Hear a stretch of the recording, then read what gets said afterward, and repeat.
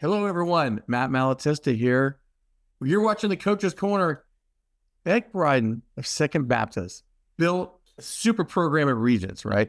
He is the Mount Rushmore there. Comes to Second Baptist. And I don't know, Coach, this is kind of trendy, but I think people should Google you because you do win. You're back in the TAP State Championship game. What a season. Just talk about, you know, it was a journey. Y'all were in Chicago. You went to Dallas. You played in Houston. You had some bumps and bruises along the way, some injuries. Key to this season, resiliency. Was that what it was? Was that the theme throughout? Yeah, that's a great question. Let me first address your initial comments, though, to be really clear. Any head coach who's been doing this a long time knows that nothing happens apart from a great staff and great kids and great family support, great community. So there is no, there's no one guy that does any of that. Was blessed to be a part of a great program in Austin that obviously still is continuing on, which to me ultimately is a testament to what we built and who, the foundation that we laid there is still going. So that's awesome. Love that. And we're trying to do the same thing here. And it's like you and I talked about this last year. It's not like I came into a program that wasn't winning. I mean, Second Baptist has been winning for a long time. We're just trying to tweak a few things here and there to maybe get us over a couple of humps that they haven't been able to get over before. But scheduling this season, if you go back a year, almost a year now, and all the coaches around the state are scrambling to schedule non-district games. We wanted a tougher non-district schedule. We had a tough non-district last year, but we wanted to amp that up a little bit, and so we did that. There's some connections. We scheduled a home and home series with Wheaton Academy up in Chicago, and obviously they had a great season. Their season just ended last week, I think. But they didn't lose until that, I think, state semifinal game last week after losing to us, and so they put together a great season. Fifth game of the year, we were in a close game. We were in a close game against ESD up in Dallas. We had to hold on. We were in a close game with St. John's. Some of these games were, have helped build some resiliency, as you've said, and we use the term grit. Grit is our term as well. And then we faced Kincaid and really just didn't play well. And tip of the cap to Kincaid, they hit us in the mouth and they outplayed us that night. But what I think it did is it reset us.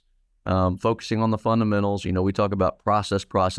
I know every school, every program does this at every sport, but we really, really hammer it home and talk about it all the time. We don't try not to let kids or parents focused on wins and losses, on scoreboard stuff. It's like just day in, day out, let's just keep getting better.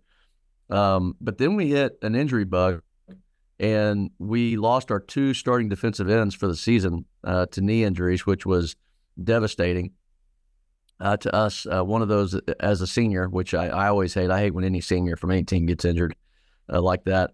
And then put together a good district run. But again, we had to come from behind against the Woodlands Christian in overtime to win that game.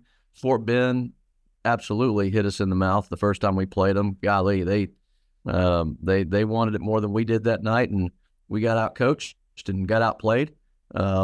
And, it is what it is, right? So that set us into the part of the bracket that made us face Brownsville, which was a very, very good football program in the second round versus the third round. Played a great game against them. And then, obviously, our kids and coaches wanted another chance to play Fort Bend and put our best on the field. And we played pretty darn good on Saturday. So, yeah, it has not been easy. I think every team talks about, overcoming obstacles. Football is a sport of obstacles, right? You're going to have injuries. You're going to have to deal with all that. We've had some internal stuff we've had to deal with and relationship stuff we've had to deal with. And I'm proud of our kids for not throwing in the towel. I'm proud of our kids for getting up off the mat when they got knocked down. Proud of our coaches for finding new ways to get things done. And that's what's produced a really quality season. Offensively, you've been banged up. It just seems like when the private school level, when you get banged up and get to the injury bug, it's really tough because you don't have, these just, huge pools of kids to draw from. Right. But it seems like the constant has been, Cannon Tune at quarterback can make plays. He just makes plays. Yeah. And your offensive line has done a pretty good job. Of course, you've got EJ going to U of H, but just talk about on the offensive side of the ball, how did you see that side develop over the past 10, 12 weeks? Yeah, I mean, Coach Smith, our offensive coordinator, I think has done a really good job. He talks about spreading the ball out and balance, and I agree with his definition of those things. It's not necessarily run pass; it's distributing to all areas of the field, getting multiple people involved in the run game and in the pass game. So it's a little bit more complex than the conventional, run pass balance. And I think we've done that, and I think we've. Our offensive line, I mean, our entire offense, I agree. I mean, Cannon's important to that, but I think Cannon would even tell you that if our offensive line is not doing their job, none of it matters. And our, kudos to, left tackle, RJ Lee, he's signing with U of H tomorrow morning. Left guard has been a committee of 2 or 3 guys that have done a really, really good job for us. Center, Mac Northrup at right guard, Lucas Mincing and right tackle, TJ Walker. Those guys, those guys have done a phenomenal job. And our H-back, right? I mean, he blocks most of the time. He doesn't get the ball a lot. Cash Franz, young sophomore, what you see is not really impressive because he's not 6'3", 220 pounds. But, man, the kid's a fighter, and he gets stuff done. And so those 5 or 6 or 7 guys up front have made this offense go. And I think Cannon would absolutely agree with that. Defensively, who has stepped up for you in those spots that you suffered injuries in, and who's been kind of that alpha on that side of the ball? Yeah, let me start with the adjustments we made. Kudos to our defensive coordinator Keith Page and his staff for figuring out how to rework or tweak some things, given all the injuries we have, because we've had some more injuries on that side of the ball that I didn't mention as well that he's had to work through. But our defense is Kelvin Baptiste up front is just a handful. Isaiah Broughton, who's new this year, he's starting to play well. Greg Gilbert has just been just a solid contributor for a few years now, does a good job for us. But it really centers around, our linebackers, Bryce Butler and Cash Harris. Those guys, it seems like they've probably played 100 games in their high school career. A lot of experience, but Bryce has got a motor that is hard to compete with. You got to know you got to account for Bryce every single play because he can make a play. Because we got guys on the back end too. I mean, Ethan Dishman and Adam Vessel and Jeff Bagwell, who had I don't know how many interceptions he had last year, and he just got one again. And then Gray Kerner, our young sophomore over at corner. I mean. Our defense is solid, and they're fun to watch. And I think, I think we try to keep things multiple and vary things up a little bit because we're going to have to against All Saints because they're a prolific offense for sure. Yeah, let's go to All Saints. This weekend's game, of course, at Waco for all the marbles.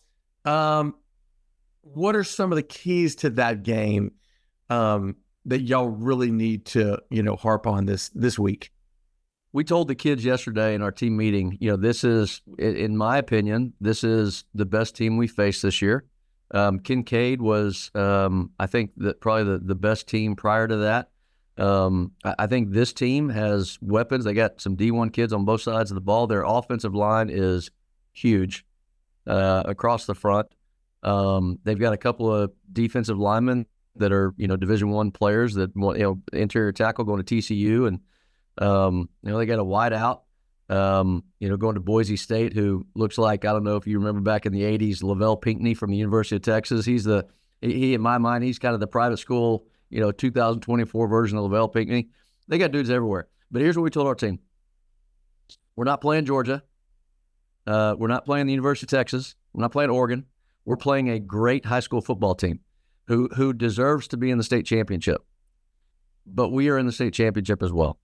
And if we can focus on the fundamentals this week in practice, nail the fundamentals on Saturday, we put ourselves in a position. We don't have to do anything extravagant and crazy. We're not throwing our offense out and changing our defense. We are a really quality football team with kids who are hungry and passionate and gritty. We have to take care of the ball on offense.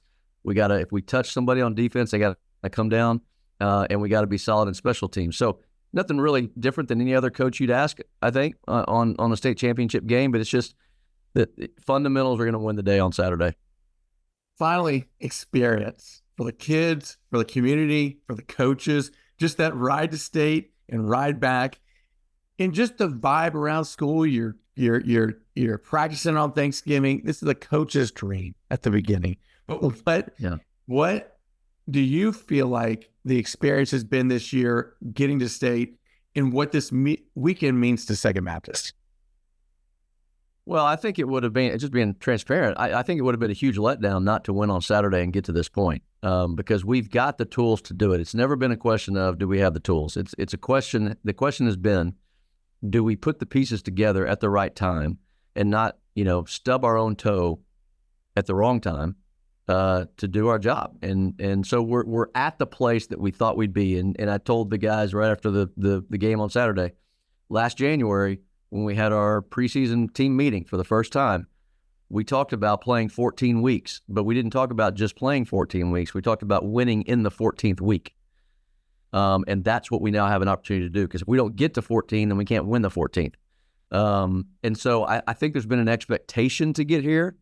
So it's not like, Coach Page and I were talking about it at practice last night. It's not like we won on Saturday and it's like, we made it to the state title. No, that's great, but that's not our goal. So I think it's measured. I think it's measured, excitement. But we're going to go in to win this thing on Saturday.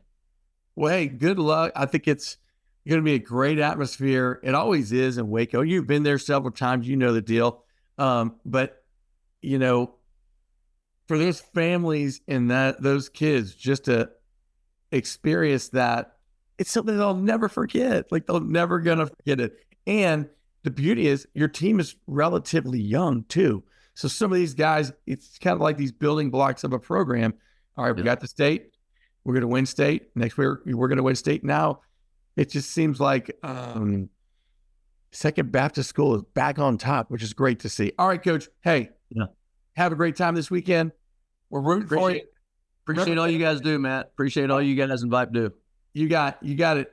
We look forward to seeing the game and seeing the great result and bringing home this trophy. All right, this is Matt with VYPE. Coach Beck Brydon of Second Baptist School in the city of Houston.